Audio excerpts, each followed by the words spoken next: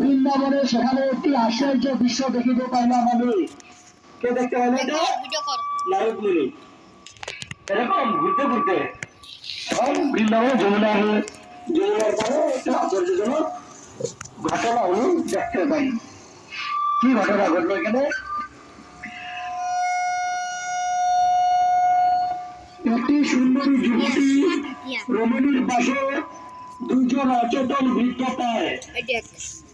একজন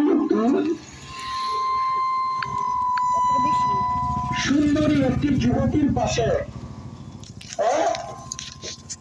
একটা বৃদ্ধ প্রায় এখানে সেই ষোড়শ বর্ষীয় যুবতী সেই দুই বৃদ্ধের সেবা করিতেছে, করিতে করিতে সান্ত্বনা দিতেছে এবং আবার মাঝে মাঝে কাঁদিতেছেন। এই জিনিসটা তারা বলে দেখতে পাইল যে